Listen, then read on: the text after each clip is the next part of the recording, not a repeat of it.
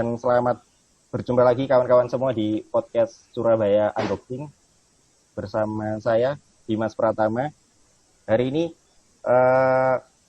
saya akan membicarakan sesuatu yang spesial dengan orang-orang di sekitar saya yang juga spesial gitu. Dan pertama kalinya ini episode podcast Surabaya Unboxing yang tidak hanya didistribusikan ke podcast, tapi kami juga akan tampil di YouTube.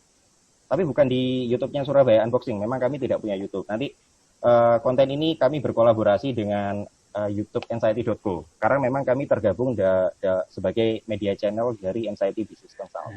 Assalamualaikum Bung Yudi. Waalaikumsalam warahmatullahi wabarakatuh. Gimana Bung Yudi kabarnya? Alhamdulillah, sehat.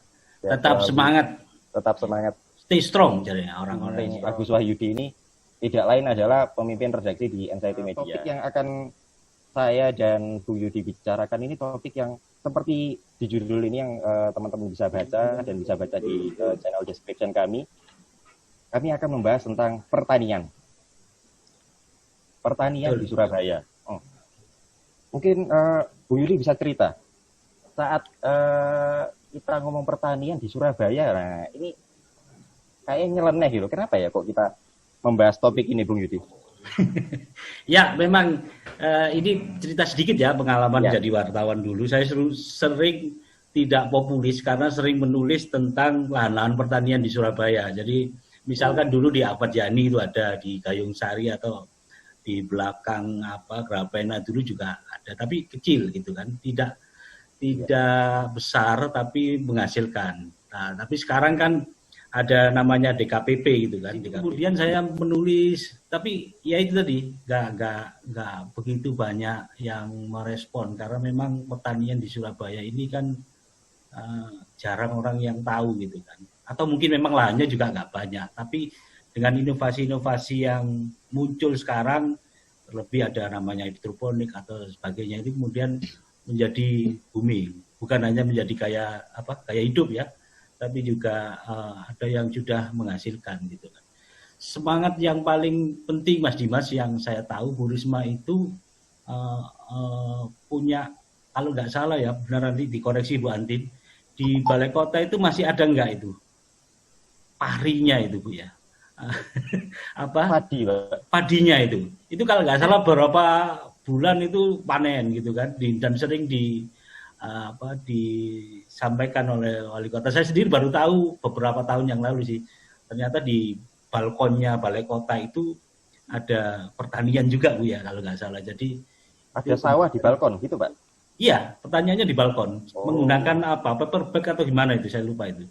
Nah hal-hal itu kemudian sekarang saya melihat ada pergeseran ya, orang melihat pertanian itu juga menjadi sesuatu yang penting, dan apalagi di era pandemi ini orang sekarang ada kebiasaan berkebun ya, bukan hanya di Indonesia tapi di luar negeri juga melakukan hal serupa gitu. Nah, moga-moga isu yang menjadi tema kita kali ini bisa memberi inspirasi lah kepada semua, karena memang kalau ini bisa dilakukan secara masif tentunya juga akan berdampak cukup baik ya terhadap perkembangan atau kegiatan yang ada di Surabaya. Saya pikir begitu Mas Dimas.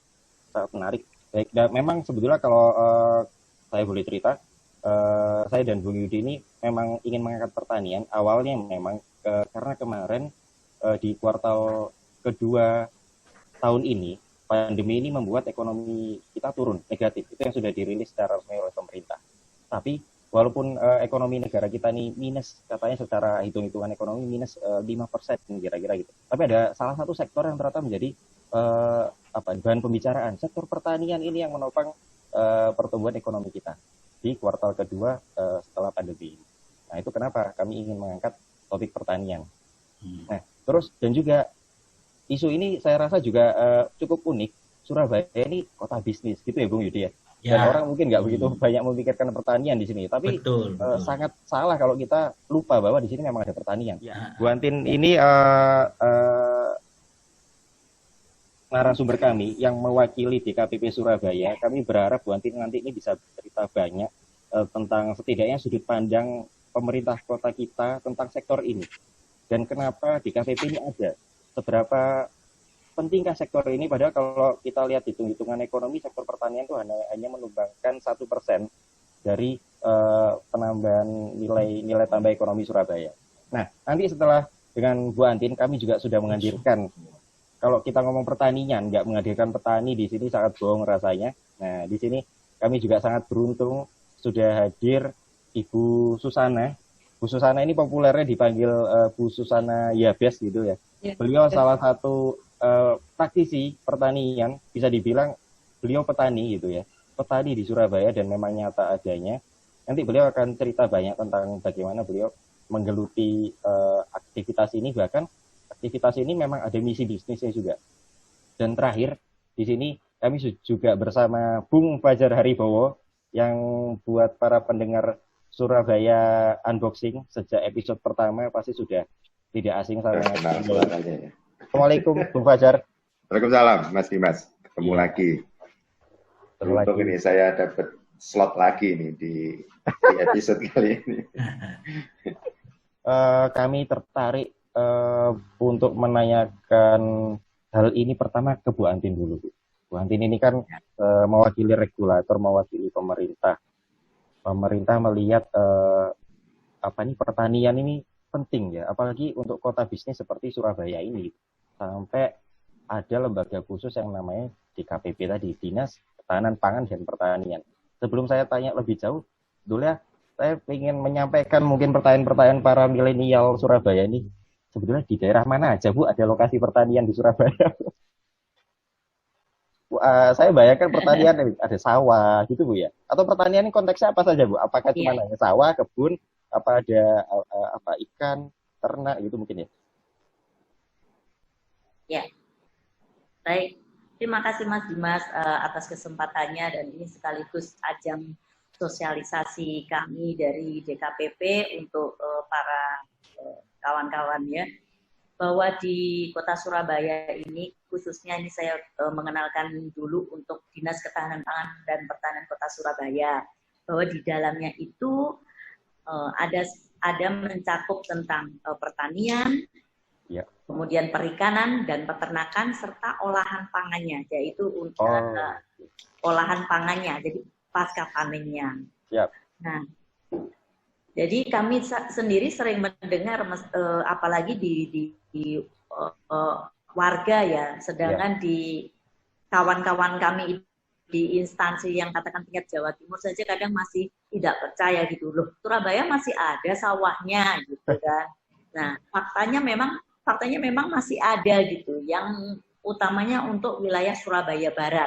Nah, itu masih untuk total keseluruhan itu masih ada sekitar 1.000 hektar gitu.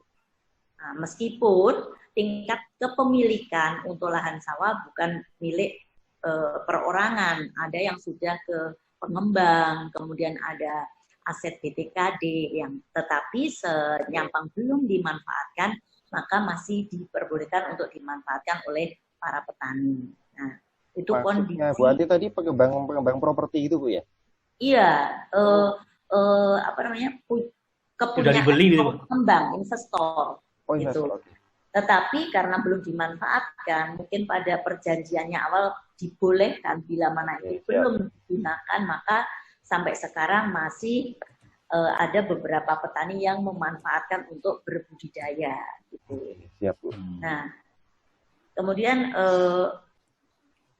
tentang pertanian sendiri gitu, gimana tanggapannya warga gitu ya, bahwa sampai dengan saat ini masih banyak juga yang peduli tentang pertanian gitu, apalagi tadi sudah disebutkan oleh Bung Yudi tadi dengan adanya misalnya lomba-lomba gitu ya, jadi itulah pengalihan kita yang selama ini untuk mencari petani tulen maksudnya itu petani sawah gitu ya, itu sudah mulai sulit, sehingga dengan perkembangan waktu yang kota Surabaya ini adalah lebih dominan ke arah jasa dan perdagangan, maka kita alihkan untuk memaksimalkan pemanfaatan lahan pekarangan. Nah, itulah kita mengambil sasaran yang ada di sana. Apa yang mereka harus lakukan kalau pertanian sendiri di Kota Surabaya itu rasanya juga masih diperlukan, bagaimanapun adanya pangan itu kan kebutuhan pokok gitu. Jadi tidak bisa kita tinggalkan. Nah, alhamdulillahnya di masa yang mungkin orang berkata sulit, tetapi inilah ada sisi hikmah yang kita ambil dengan adanya pandemi ini, justru orang kembali lagi peduli kepada pertanian, utamanya di skala-skala rumah tangga. Mereka sudah mau memanfaatkan waktu yang kemarin sempat ada WFH, kemudian anak sekolah juga masih belum bisa bertatap muka, maka itu dimanfaatkan untuk mereka dalam keluarga itu berasik-asik bertanam gitu. Nah, di saat itulah kami masuk untuk mensosialisasikan bahwa kami membantu untuk memfasilitasi mereka yang ingin peduli ke pertanian dengan misalnya memberikan bibit gitu ya, supaya mereka termotivasi. Nah, kemudian kalau misalnya di Kota Surabaya ini bagaimana dengan yang lahan sawah gitu ya?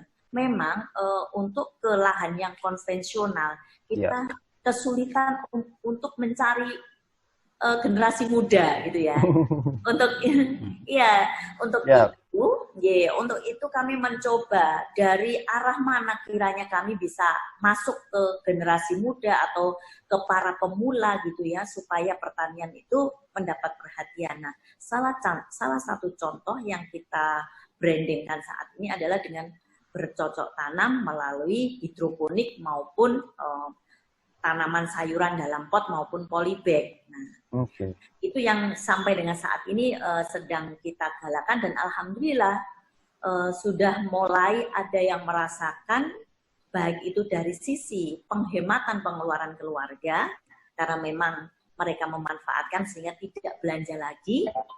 Kemudian ada yang memang serius untuk ini dijadikan sebagai sambilan untuk menambah pendapatan. Nah, salah satu contoh adalah binaan kami juga ini Bu Susana Yabes ini untuk berhidroponik. Gitu Mas Dimas untuk pengantar kami. Mungkin nanti bisa ada tanggapan. Tapi sebelum itu tadi saya ingin menanggapi yang disampaikan oleh Bung Yudi terkait itu yang padi di balai kota.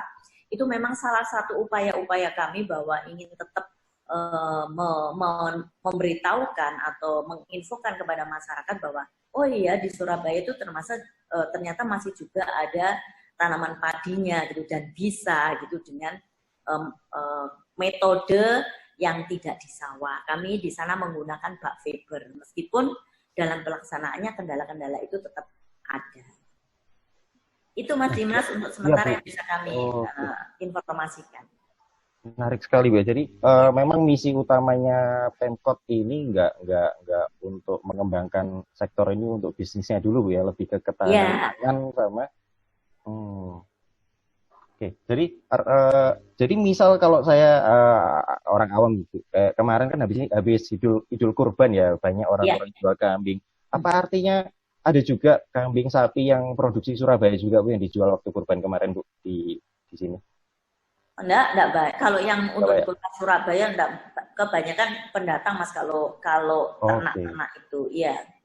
Nah, atau pertanyaan kalau pertanyaan selanjutnya pertanyaan orang awam, misal sayur-sayuran yang kita temui di pasar di Melijo itu apakah juga ada yang hasil produk Surabaya Bu?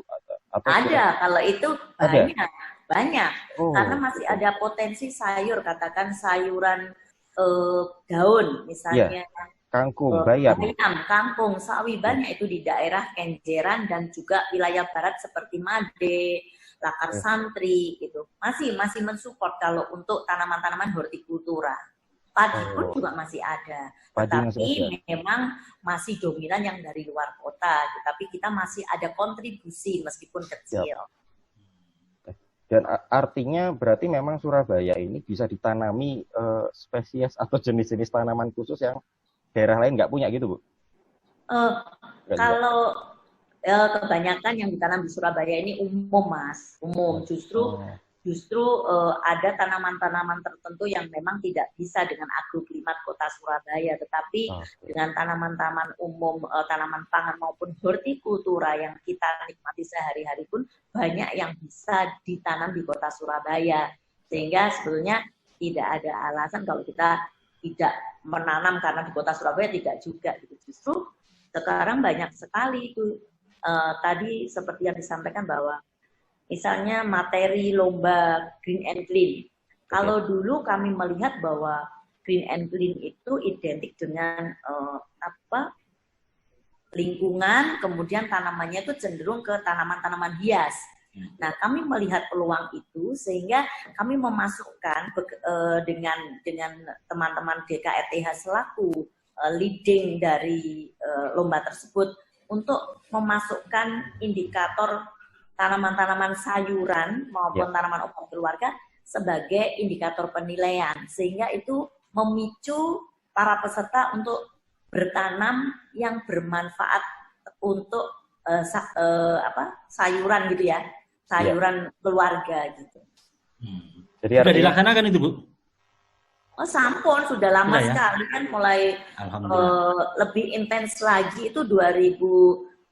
Dari yang pertama tahun 2009 itu sudah mulai, tetapi belum banyak. Tetapi dengan kita membranding mereka ke hidroponik di tahun 2017, itu sekarang hidroponik tampil menjadi produk utama buat kebanggaan para peserta gitu. Tapi belum masuk kategori penilaian. Misalkan untuk pialanya gitu, ada ya? Oh, belum. Belum, ya. Belum. Itu yang harusnya moga-moga bisa cepat, Bu. Oh ya, amin. Ini bersinergi. Sehingga tidak sendiri-sendiri. Kami memang ada juga lomba tersendiri untuk memotivasi mereka setelah mereka katakan mendapat bantuan, kita untuk mengukur sejauh mana masyarakat serius untuk melanjutkan apa yang sudah mereka minta. Nah, kalau ngomong sejauh mana nih, Bu? Tadi kan Ibu tadi bilang areal pertanian kita mayoritas di Surabaya Barat. Tapi sebetulnya apakah setiap kecamatan di sudut kota ini bisa berpotensi untuk jadi lahan pertanian kecil-kecil gitu, atau mungkin DKPP udah punya program di setiap kecamatan atau bagaimana gitu?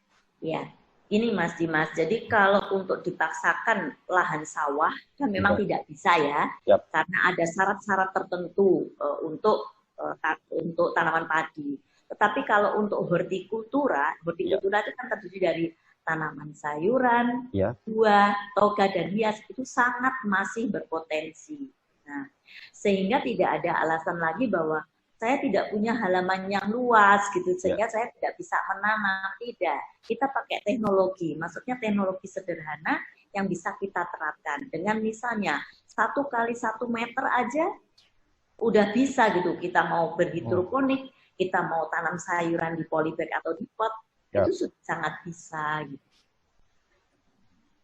Nah, kalau tadi ngomong ketahanan pangan, artinya tadi kan kita di KPP itu mensosialisasikan supaya orang-orang berminat untuk bertani setidaknya di rumah sendiri. Jadi kalau saya baca sejarah-sejarah pertanian yang dulu-dulu kan artinya memang ini pertanian pada arti yang sebenarnya, Bu, bertani untuk menghidupi diri sendiri gitu, Bu ya. Iya. Jaga-jaga nanti kalau terjadi situasi seperti pandemi ini, berarti kita bisa menghidupi diri sendiri, seperti itu ya? Iya. Apa itu misi yang diusung sama Pemkot gitu? Ya, misi itu memang sekarang ini digalakkan. Jadi apabila semoga tidak terjadi, apabila terjadi apa-apa, paling tidak kita sudah punya cadangan, sehingga pemerintah kota saat ini melalui DKPP itu sedang gencar-gencarnya memanfaatkan aset Pemkot yang sekiranya lahan-lahan tersebut belum dimanfaatkan, ini dimanfaatkan untuk tanaman pangan. Baik, kalau padi tidak, jadi untuk jagung, kemudian ketela pohon, ketela rambat, sorghum. Nah, ini sedang digalakkan. Kami di 2 bulan terakhir ini itu intens menanami, membuka lahan atau mengelola lahan baru sekitar 41 titik yang luasannya sekitar hampir mungkin 30 hektar aja ada gitu. Meskipun tidak satu kawasan, adalah di titik-titik tertentu gitu. Nah, itu secara pemerintah kota. Kemudian kita untuk skala rumah tangga itu tadi kita sosialisasikan untuk ayo bercocok tanam di rumah sendiri supaya nanti paling tidak kita sudah punya cadangan pangan untuk tingkat keluarga. Ya, menarik ini. Jadi kalau jangan-jangan Bu Susana Yabes ini salah satu dari program yang dilaksanakan Ibu tadi, Bu, ya? Iya, nanti bisa itu dimintain bagaimana perjalanannya. Bu Susana, boleh nih cerita nih. Kalau pertanyaan pertama saya dan Bu Yudi ini mungkin orang nggak berpikir menjadi petani di Surabaya gitu loh. Itu alasan Ibu dulu gimana? Kok akhirnya iya saya mau serius di sini gitu, Bu? Penasaran sebetulnya. Ya, semua yang disampaikan Bu Antin memang betul-betul nyata. Awalnya memang mengikuti lomba SGC ya. Kemudian harus ada Green and Clean, Bu, ya? Ya, betul ya. Surabaya Green and Clean. Syaratnya harus ada hidroponiknya. Itu. Meskipun belum ada tanamannya, hanya modulnya saja, itu sudah tidak apa-apa. Ya, seperti itu. Kemudian makin ke sini kami geluti, maksudnya ditanami yang benar-benar gitu ya, tanam yang benar-benar. Kemudian 2017 ditawarin yaitu ikut lomba hidroponik. Alhamdulillah puji Tuhan. Juara 2 se-Surabaya. Kemudian di tahun yang sama lomba barn farming juara 1 se-Surabaya. Dan ini semua juga berkat bimbingan dari Bu Antin. Betulnya. Memang yang disampaikan Bu Antin itu memang betul. Semuanya benar. Jadi memang hidroponik itu tidak perlu memerlukan lahan yang luas. Yang penting ada ruang seperti itu. Untuk mencukupi kebutuhan sayur keluarga, seperti itu. Jadi kami setiap hari juga beli sayur seperti itu, dan selebihnya juga bisa dibuat bisnis. Produknya apa, Bu, itu, Bu Yusana? Kalau toga itu minuman, Pak Yudi. Kalau sayur kami jual sayur. Kemudian ada sayurnya ada sayur samhong, ini seperti ini, sayur samhong. Samhong? Ya, samhong. Samhong seperti ini. Jenis kemudian, sawi. Ya, jenis sawi. Kemudian ini romen juga sejenis sawi. Kemudian ada pakcoy itu sawi daging.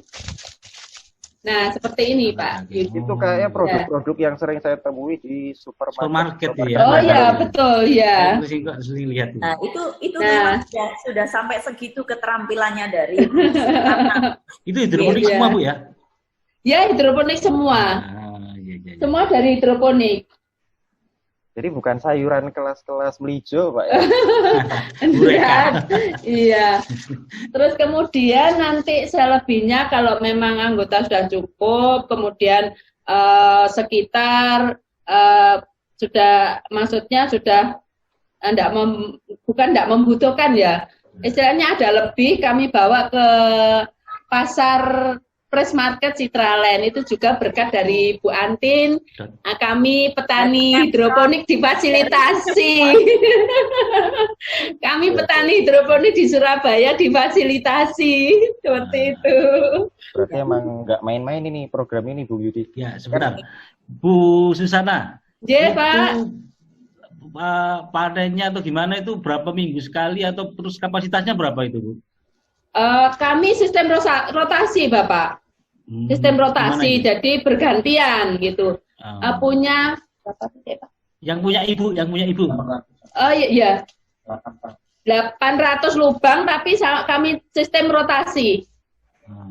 Jadi panennya enggak langsung panen semua panen gitu, enggak, jadi sebagian gitu. Yang supaya ibu berapa? 800 lubang, Bapak. Itu berapa, kalau panen berapa hari? Oh, 1 bulan. Kalau kangkung itu, ya, kalau kangkung lebih cepat, tapi kalau jenis sawi, samhong itu agak lama sedikit. Oh, gitu ya. Berapa kapasitasnya, berapa kilo apa gitu? yang Ya. samhong itu apa dan sebagainya? Kalau sambung itu 1 kilo itu cuma isi 5 loh Bapak. Ini karena besar banget. Oh. Bisa isi 5, kalau lebih besar lagi bisa isi 3 pot. Hanya 3 pot. Ini bisa besar lagi kan. Kalau jenis sambung. Rata-rata per kilo, kalau misalnya kiloan tuh kisaran 20.000 kalau di petani kami. Tapi kalau udah masuk di swalayan kan sudah 30 ribuan ya, 30 sampai 35.000. Bu, 8 itu berapa hari Bu panennya Bu? 1 bulan. Oh, 1 bulan Bapak, iya 1 bulan. Dengan kapasitas berapa kilo? Ya sekitar 15 sampai 20 kilo. Jadi sistem rotasi. Ya. Hidroponik itu kan higienis, sehat, non pestisida gitu kan. Nilai tambahnya di sana. Iya, jadi nggak bisa Bu ya, nggak bisa panennya nggak bisa lebih besar lagi ya dari situ dibandingkan yang ditanam di konvensional begitu. Justru ini sama loh Pak, sama karena kan hanya kita luasan lahannya saja kan berpengaruh gitu. Kalau dia punya lahan yang lebih luas, modul yang lebih banyak, karena kalau luas kan tidak jaminan, karena kalau hidroponik bisa bertingkat, kan lebih efektif. Tapi ada katakan modal untuk menambah lubang, tapi bukan luasan. Nah itulah salah satu yang menarik bila sudah masuk ke hidroponik dan sudah terampil dengan budidayanya, maka untuk ke bisnisnya sudah bisa. Kami kapasitas maksud saya Bu. Jadi misalkan dulu saya pernah di yang dijual sih udang semanggi itu kalau ditanam hidroponik kalah cepat dengan yang ditanam biasa gitu, yang pakai tanah biasa. Itu seperti itu enggak? Lain ya? Kita lihat Pak, kalau seperti sayuran ini sama loh Pak. Sama ya? Sama.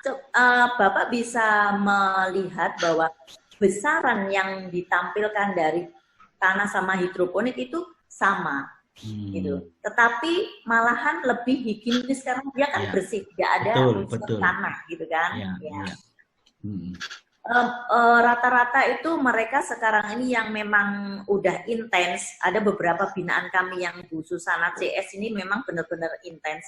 Dulu hanya punya paling berapa itu, katakan satu modul itu 15 lubang, paling banyak punya 5 kan. Sekarang sudah karena mungkin pemasarannya bagus, hasilnya juga bagus, sehingga banyak yang menjadi pelanggan. Mereka sekarang sudah, tadi Bu Susana bilang sudah 800 modul. Ini binaan yang lain sudah di atas 1000. 800 lubang, ini sudah 1000 lubang. Makanya sudah bisa merotasi. Itu merotasi itu adalah salah satu strategi dalam rangka berkesinambungan. Manakala ada pasar meminta, sudah tidak bilang bahwa belum panen, enggak begitu, karena itu membuat membuat yang mau beli jadi cekek gitu. Yang kayak Bu Susana ini di dalam satu komunitas ada berapa orang Bu kira-kira Bu? Yang memang intens itu sekitar 15 sampai 20 lah. 15-20 orang. Iya. Berarti bisa disebut komunitas Bu ya? Oh bisa, kami memang sudah membentuk yang namanya pecinta hidroponik Surabaya. Itu semua dari pemula nol Pak, tidak tahu apa. Iya. Nah ini kepedulian pemerintah kota, karena memang mereka sudah punya semangat, kemudian berkesinambungan. Tadi disebutkan yang pasar di Citraland, itulah kami DKPP mengajukan ke Bapeko untuk ayo kita fasilitasi warga yang sudah memang sana. Dan ada berapa orang? Nah, tiap masing-masing di dalam perkumpulan itu sudah terwakili dari satu kecamatan tuh minimal 1 orang. Nah, berarti sudah ada 31 orang. Tetapi yang kami lihat intens itu sekitar 20-an orang, Pak, yang memang intens. Itu sudah bisa berproduksi kontinu. Itu namanya, wadahnya adalah pecinta hidroponik Surabaya. Nah, karena keseriusan mereka, maka kami di DKPP mencoba berkomunikasi dengan Bapeko. Ayo nih, kita fasilitasi mereka apa yang sekiranya bisa mengangkat mereka untuk bersemangat menekuni ini bukan lagi sebagai pemenuhan kebutuhan keluarga saja, tetapi sebagai tambahan untuk pendapatan keluarga. Apa bentuknya Bu kontribusi DKPP untuk mereka para komunitas itu? Itu atas komunikasi Bapeko dengan pihak Citraland, maka kami diberi satu stand di pasar modern Citraland. Oh, ya. Akses penjualannya Bu ya. Betul, bibitnya gimana Bu? Apa diberi gratis oleh DKPP? Ya, waktu pertama dulu kita bantu Pak, gratis Pak, modulnya gratis juga. Ya. Saya misalkan mendaftar bisa. Bisa, tetapi pengajuan mereka kan biasanya melalui kelompok, Pak. Kami tidak melalui kelompok gitu ya? Ya, melalui RT, RW begitu. Nah, kemudian omset mereka waktu pertama kali buka itu hanya 200.000, sekarang 1 juta. Nah, pandemi ini agak turun. Ya. Itulah peluang yang ada, maksudnya untuk para pemula dan generasi muda yang ingin tetap berpetani, berbudidaya tanaman di Kota Surabaya masih ada peluang gitu Pak. Ya, bisa dibilang Ibu dan Pak Yabes ini sudah full time sebagai petani atau ini hanya profesi sambilan Bu kira-kira? Kalau sebelum pandemik itu sebagai sambilan. Kemudian setelah pandemik itu jadi kerjaan utama Mas Dimas. Ya. Menggeluti pertanian lebih mendalam lagi seperti itu. Jadi di greenhouse kami itu tidak hanya sayur, jadi ada ikan dalam kolam, kemudian ada ayam kampung seperti itu. Jadi bisa kalau ada yang minat ya boleh beli ayamnya atau mungkin telurnya seperti itu. Sebelum saya mau bertanya tentang konteks perspektif bisnisnya. Kalau boleh cerita, Bung Fajar ini juga dari Jawa Tengah, ya, lahan pertanian banyak itu. Bung, iya. Berapa hektar, Bung? Bung Fajar bisa cerita nggak apa pertanian di Temanggung dan mungkin di Surabaya, terus setelah tadi mendapatkan cerita dari ini Bu Susana, kebayang apa Bung Fajar ini? Bedanya apa gitu dan menariknya apa kalau Surabaya? Ya kalau ke Temanggung ya jadi kurang menarik ya karena memang tidak ada keterbatasan, artinya tanah ya masih luas karena memang mereka basisnya pertanian, walaupun mereka ke pertanian tanaman keras ya, tembakau gitu ya, sama hortikultura sebagian kentang, kubis dan sebagainya. Tapi kalau dari Surabaya ya jadi menarik karena memang kita berhadapan dengan keterbatasan. Jadi keterbatasan lahan tadi yang disampaikan Bu Antin tadi itu jadi challenge yang menarik gitu kan, dan itu ternyata bisa gitu. Itu yang menurut saya sih jauh lebih menarik lagi karena ternyata bisa gitu kan, disolusikan teknologi pertanian memungkinkan untuk itu. Jadi hidroponik itu adalah salah satunya gitu, untuk menjawab keterbatasan lahan. Itu sih Mas Dimas. Siap. Terima kasih Bung Fajar. Iya, tadi kalau ngomongin teknologi, saya juga mau cerita dulu. Sebelumnya saya sudah pernah browsing gitu di internet tentang salah satu perusahaan urban farming atau urban agriculture. Saya dapat benchmark itu di Eropa, di Belgia. Ini yang saya mau cross check ke Bu Antin juga. Yang saya lihat itu model bisnisnya dia sebuah perusahaan, dia menyewa satu bangunan bekas pabrik. Dengan ya kira-kira kebayang bangunan pabrik seperti apa, akhirnya di dalamnya diisi berbagai perangkat-perangkat untuk bertanam hidroponik atau urban farming dan mungkin di tingkat-tingkat itu. Di Surabaya apakah sudah ada Bu Antin memang sebuah badan usaha yang memang membuat seperti itu atau Surabaya ini sebatas agriculture-nya berbasis komunitas warga tadi? Ya, yang sekarang saya masih sebatas komunitas warga itu karena kami memang arahnya kan ini untuk ke masyarakat ya. Iya. Pendampingan kepada masyarakat terkait untuk ini pemanfaatan lahan pekarangan karena kita tahu lahan pertanian konvensional kan semakin sempit di Surabaya, tetapi bukan berarti sawah tidak ada terus pertaniannya selesai, kan tidak begitu ya. Upaya-upaya itu harus kita lakukan. Nah, untuk kekhususan seperti sudah ada area khusus yang untuk tadi berhidroponik sih memang belum gitu ya. Tapi masih sentuhannya kepada jadi memang untuk mengembangkan itu mereka ada semangat untuk membuat modul-modul atau prasarana yang lebih baik lagi. Baik, jadi Jadi memang Surabaya untuk visi misi terhadap sektor pertaniannya belum murni untuk bisnisnya, Bu ya. Jadi memang porsi besarnya untuk ketahanan pangan warga dulu ya.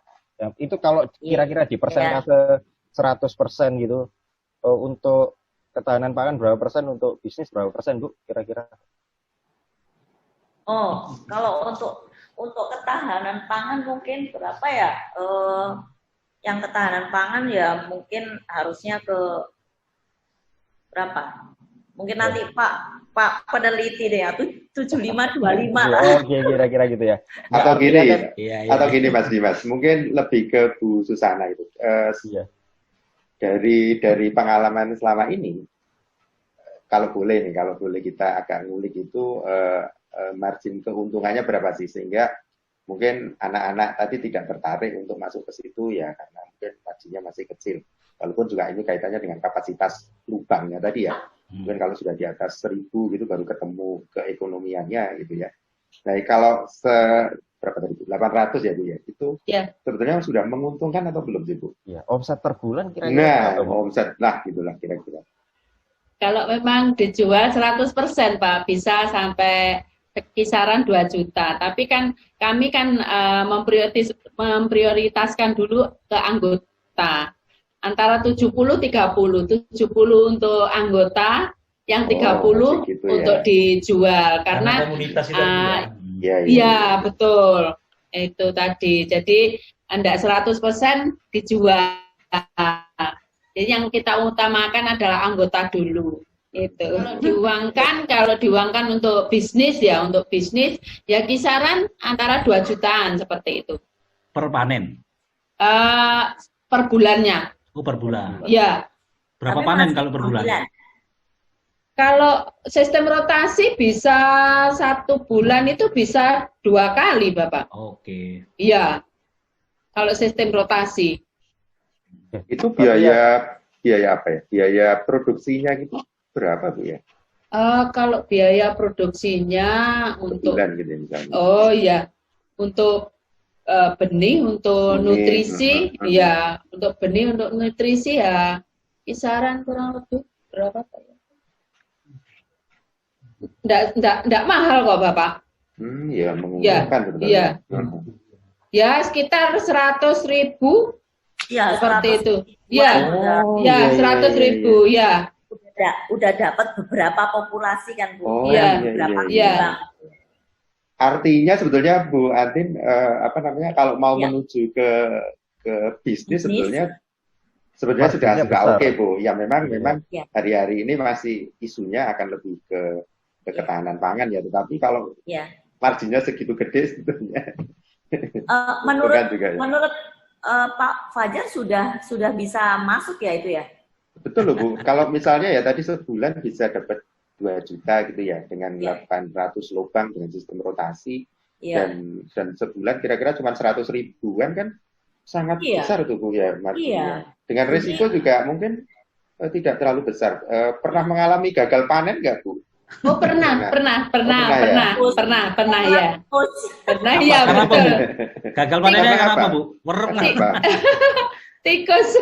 Oh tikus ya. Iya diserang tikus. Tapi kan masih sesuatu yang bisa dikendalikan lah. Iya. Tikus ya. Iya. Ya, mungkin karena bertanamnya dengan greenhouse itu faktor-faktor yang bisa dikendalikan. Misal cuaca lebih bisa terkendali ya. Tinggal musuhnya tikus itu tadi ya Bu ya. Oh iya. Kalau hidroponik itu sebetulnya enggak mengenal cuaca. Yang penting sinar matahari cukup seperti itu. Cuman kalau tikus ya karena di greenhouse kami itu kanan kiri sudah temboknya warga seperti itu. Jadi ya. Itu. Apakah Ibu ini hanya mendapatkan keuntungan dari menjual hasil barang mentahnya atau juga membuat produk olahan? Mungkin tadi kan saya dengar Bu Antin sempat cerita bahwa Iya. misinya di KPP itu selain membuat orang bisa bercocok tanam, bisa mengolah hasil pertaniannya gitu. Apa Bu Susana juga melakukan itu, mengolah, membuat jadi produk olahan gitu? Kalau sayurnya kita jual sayur, tapi kalau toganya kita olah menjadi minuman, Mas Dimas. Ya, jadi kami juga udah memberikan pelatihan terkait olahan pasca panen dari produk-produknya para binaan kami. Kemudian juga dalam sisi pemasaran kami juga memberikan pelatihan pemasaran secara online gitu. Dan ini sekarang sudah mulai masuk ke ajang pemasaran online setiap 1 bulan di minggu terakhir, di minggu akhir nih udah mulai coba di bazar online. Gitu. Di mana itu Bu? Pahlawan ekonomi atau gimana? Pahlawan ekonomi. Oh, juga. aduh, ya. Ya itu. Ya kalau lihat saya juga ngecek di datanya itu memang masih generasi X junior dan milenial itu minat ke makanan yang sehat ini memang agak tinggi gitu. Nah, kalau sudah di situ ya memang digital ini ya juga harus digarap gitu kan. Jadi kampanye melalui kanal-kanal digital ini bentuknya seperti apa nanti tergantung kreativitas. Tetapi masuk ke sana itu ya membantu teman-teman yang sudah coba masuk di seperti Bu Susana ini untuk kemudian membangun juga marketnya gitu kan. Market juga makin teredukasi bahwa ada kok barang yang atau bukan barang ya, produk-produk pertanian yang tergaransi itu keorganikannya gitu. Betul. Nah, itu harus dibikin. Dan kalau itu sudah terbentuk, nah tapi kita juga harus siap seperti di Bu Susana juga harus siap kalau demand itu nanti luar biasa banyak, seperti disampaikan Bu Antin tadi jangan sampai terus udah ada barangnya gitu kan. Itu repotnya adalah itu nanti rezeki itu tidak kita nikmati tapi nanti membangunkan market untuk orang lain nanti orang dari Malang, dari Mojokerto, dari mana nah ini. Iya. Seperti identik sama kota tepi laut, kota dermaga, jadi ada jurusan kelautan di ITS misal gitu. Kalau jurusan pertanian di kampus-kampus, saya rasa yang ada nggak di Surabaya ya, Bung Fajar ya? Ya ini menurut saya sih urusan keberpihakan dan kemauan atau itikat baik dari pemerintah ya, karena saya baca-baca gitu ya, kayak contoh misalnya kenapa Kuba itu menjadi salah satu urban agriculture yang cukup hebat di dunia, karena ya waktu itu ditekan gitu kan, karena memang mereka itu ditinggal Uni Soviet ketika jatuh, kemudian kena embargo, mau tidak mau mereka harus berubah dari pertanian yang sifatnya mekanistik menjadi agroekologi gitu kan. Mereka ya harus fokus pada pengetahuan pertanian tradisional, penggunaan tenaga manusia, terus kemudian tidak mengurangi pestisida dan sebagainya gitu kan. Pakai menggunakan bahan-bahan organik. Nah itu tapi memang karena ada tekanan yang memaksa mereka seperti itu. Tapi selama di kita misalnya lahan kayak misalnya di Temanggung aja masih luas kok gitu kan. Suplai juga kalau kita ngomong suplai dengan adanya tol ya gampang-gampang saja kok gitu kan. Ini mungkin kalau terus didorong untuk agar ada jurusan seperti itu ya mungkin belum menarik mestinya. Tetapi kalau kita bicara kita coba pakai datanya FAO gitu ya. Itu kan di tahun 2050 itu kan 70% orang ada di kota. Ya. Nah ini kalau semua itu kota itu tidak mandiri ya tadi kalau ngomong ketahanan pangan ini ya bisa jadi malapetaka kalau misalnya kita juga tidak berharap kondisi kayak gini ini kemudian menjadi semacam siklus, maksudnya kondisi pandemi gitu ya, muncul lagi siklus penyakit baru di entah 20 tahun lagi. Nah ini kan menjadi penting. Tapi lagi-lagi kan kalau tidak ada keterpaksaan gitu ya mungkin sulit untuk mendorong ke sana. Tapi sebetulnya contoh-contoh urban agriculture itu juga sudah ada sebetulnya di beberapa negara yang mengembangkan kayak di Shanghai gitu. 50% permintaan sayur ya sudah bisa disupport dari samping kirinya kota Shanghai. Terus kemudian di Dar es Salaam di Tanzania itu juga 90% bahkan sayur itu bisa disupport dari kota situ gitu kan. Sydney juga mungkin nggak besar, tapi 24%-nya juga sayur-sayur dari urban agriculture gitu loh. Nah, tapi kan urusan keberpihakan ya itu kan ya beda-beda. Mungkin Surabaya bisa perentaknya seperti ini, seperti sampaikan Bu Antin. Tapi belum tentu misalnya Jakarta, gitu, kota-kota besar lainnya belum tentu seperti itu. Gitu. Bagi mereka mungkin karena supportnya dari kota-kota pertanian di samping kirinya masih cukup, ya mungkin mereka belum terlalu tertantang untuk ke sana. Tetapi Surabaya menurut saya sudah sangat bagus gitu ya. Sudah membayangkan jauh ke depan bagaimana nanti ketahanan pangan itu ya harus disupport dari dirinya sendiri.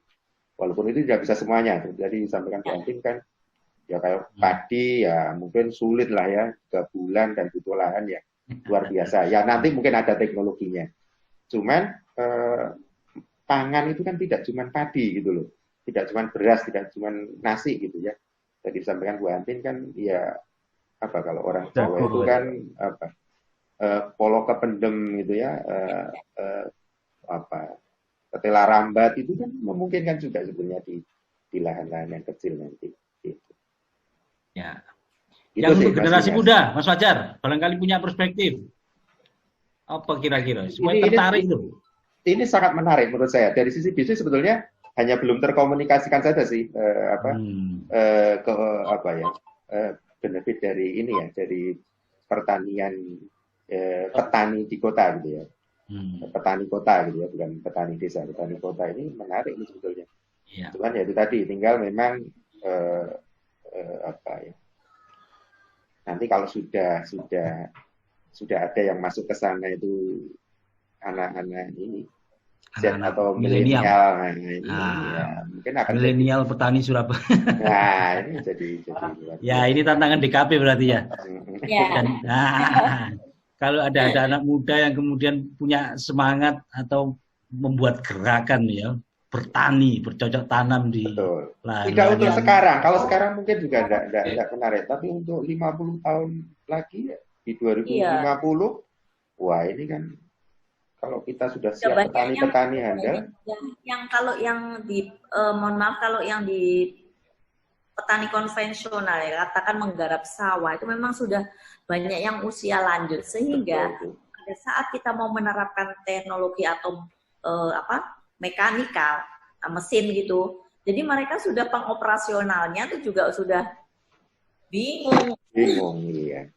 Ya itu yang sebetulnya ingin kami mencari generasi muda yang masih katakan lulusan-lulusan permesinan masuk ke itu karena peralatan-peralatan ini sekarang kan juga udah mulai canggih-canggih lah perlu anak IT dan seperti itu mau peduli ke pertanian.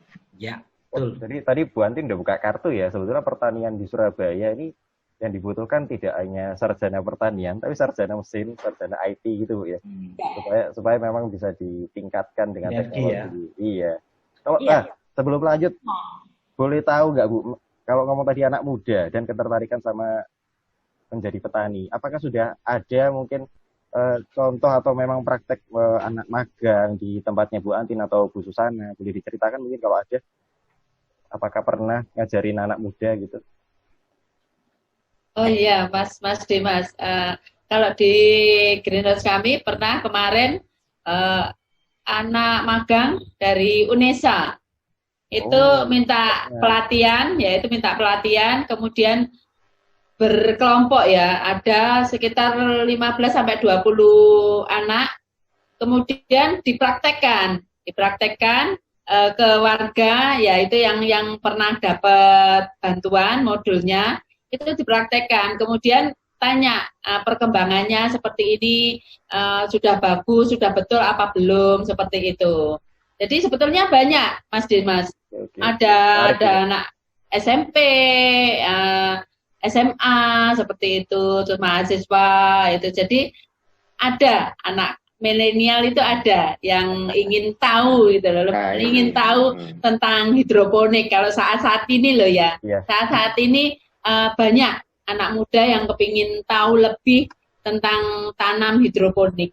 Gitu. Uang itu kan butuh lahan, sedangkan kalau mereka mau memulai dengan lahan baru yang katakan generasi muda yang pemula banget, nah, untuk mendapatkan sepetak lahan sawah di Surabaya kan juga jauh lebih tinggi harga. Kalau ngomong pertanian butuh lahan di Surabaya harganya udah nggak murah, Bu ya. Ya. Makanya kita mencari sasaran yang lain supaya pertanian tetap tumbuh ya dengan ini urban farming itu. Dan berbasis komunitas tadi, Bu ya. Yang di dinas sendiri mulai harus terpacu nih gimana ini kalau misalnya katakan kondisi seperti ini berlanjut kan ya ini cukup mengkhawatirkan, maka kita harus segera ini teman-teman nih ayo kita cari cara-cara atau teknologi-teknologi yang sekiranya itu menarik, tidak merepotkan, tapi itu bisa menggugah semangat para warga lah untuk tetap budidaya. Gitu. Iya. Nah ini mungkin Bung Fajar ada tambahan soalnya kalau ngomong pertanian ini mungkin di Surabaya nggak menjanjikan, tapi kalau ngomong diangkat ke skala sebuah bangsa, justru pertanian ini yang menjadi sumber perpecahan atau persatuan bangsa gitu. Kira-kira gitu. Betul gitu ya Bung Fajar? Artinya sektor ini nggak boleh dipandang sebelah mata gitu kan? Iya, kalau ngutip di World Food Summit itu kan sebetulnya ada 4 dimensi untuk ketahanan pangan. Nah ini yang harus memang menurut saya ya itu harus jadi perhatian di semua pemimpin gitu ya di level kota gini pun menurut saya sih penting. Jadi yang pertama adalah availability gitu kan. Jadi pangan itu ya harus ada, harus tersedia gitu kan. Ya contoh waktu pandemi itu kan juga merepotkan gitu kan, kalau semua terus menutup gitu kan, tidak ada akses untuk ke mana-mana, ini kan repot gitu. Nah terus kemudian yang kedua ini ya urusan akses ini ya ketersediaannya itu harus jelas dan murah gitu kan didapat. Ya walaupun kalau kita ngomong hidroponik mungkin masih tidak murah ya untuk kelompok masyarakat tertentu, tetapi kan itu nanti terus bisa, teknologi kan selalu mensolusikannya. Nah yang ketiga adalah utilisasinya gitu kan, artinya ketersediaan pun tidak cukup gitu kan, dia juga harus cukup nutrisinya. Nah ini kan sebetulnya solusi tadi kan cukup oke gitu kan, sayur sudah bisa gitu kan, buah juga sudah bisa gitu kan, terus anti pestisidanya juga memungkinkan gitu kan. Nah ini kan ketersediaan makanan yang berkualitas itu juga bisa.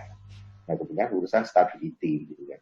Nah ini kan juga harus setiap saat ada. Nah tadi selintas ya, jadi kan sudah bisa ketemu gitu ya sistem tadi bergiliran atau apa ya? Rotasi. Kalau dulu kan ada istilah tumpang sari, nah ternyata saya dengar sekarang ada istilah rotasi gitu ya. Jadi bisa setiap lubang itu bisa bergantian untuk dapat panennya. Itu sih Mas Dimas memang ya penting gitu kan. Walaupun mungkin lagi-lagi kalau belum kepepet-pepet gitu kan, kalau kita dengar ya food estate itu juga karena dulu juga sudah ada lahan lahan gambut atau lahan apa itu yang, tapi baru kemudian hari ini gitu kan ditindaklanjuti oleh pemerintah sekarang gitu kan. Walaupun itu lahan itu kan sudah ada sejak dari dulu. Nah ini yang memang faktor tekanan ini memang juga penting gitu kan. Tanpa ada itu mungkin terasa tidak penting gitu kan, ketahanan pangan di masing-masing kota itu gitu. Itu. Ya saya untuk penutup ini saya sangat penting nanti pertanyaan pamungkas dari Pak Bung Yudi ini. Apa itu? Pertanyaan pamungkasnya apa nih Bung Yudi? Saya pikir Mas Dimas apa yang dijelaskan sama Fajar tadi sudah mewakili, tapi mungkin ada satu lagi targetnya ya, mungkin DKPP punya target apa ini tahun corona, tahun COVID-19 ini, dengan situasi sekarang ini apa punya target apa yang bisa dilakukan untuk meningkatkan atau bertahan di era pandemi ini. Monggo Bu Antin. Oh iya, Iya. Jadi targetnya untuk saat ini, apalagi di pandemi ini, sebisa mungkin kita bisa sedikit berkontribusi untuk menjamin ketersediaan pangan gitu ya, yang benar-benar ini produk dari kota Surabaya gitu kan, seperti yang dikhawatirkan oleh Pak Fajar tadi, kalau misalnya akses itu tertutup, jangan sampai tidak ada sama sekali gitu kan. Jadi maka saat ini kita sedang tadi menggalakkan untuk tetap bertanam, mencari alternatif pengganti beras sehingga yang lebih mudah pemeliharaannya. Kalau padi kan lebih intensif, tetapi kalau saya kira kalau seperti ketela pohon, talas, umbi itu masih bisa, sehingga saat ini yang sedang digalakan oleh pemerintah kota sebagai upaya dalam rangka untuk ketahanan pangan. Ya, ya. Kalau Bu Susana gimana? Target tahun ini punya target apa nih? Targetnya ya lebih semangat lagi untuk menanam terus Pak Yudi supaya ketahanan pangan cukup, sayur yang ada cukup seperti itu. Jadi harus tetap semangat untuk menanam gitu ya. Ketahanan omset Bu. Ketahanan omsetnya juga. Iya. Kalau sudah pelakunya seperti ini, maka targetnya kami muncul ini pembudidaya. Iya, betul. Nah, lebih banyak lagi ya. Sudah tidak komunitas ini nanti ya, memang harus. Ya, jadi ekonomi ya, jadi keekonomiannya ketemu ya. Saya pikir itu sih Mas. Ini nggak terasa lama ini. Iya. 2 jam ini. Menurut operator sudah 2 jam kita ngobrol ini. Luar biasa. Oke. Luar biasa. Mas.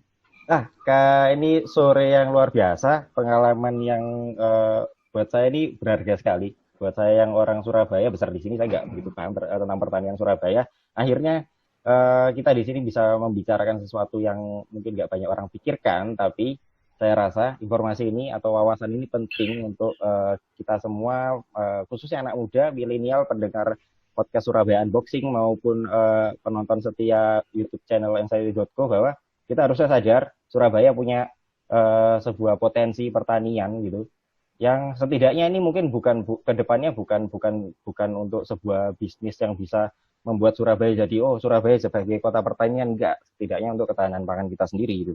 Tapi artinya seperti yang tadi disampaikan Bu Fajar, Bu Antin, dan Bu Susana, kami butuh regenerasi selanjutnya para pembudidaya atau urban agriculture atau urban farmer ini. Karena apa ya? Ini urusannya tentang pangan gitu ya.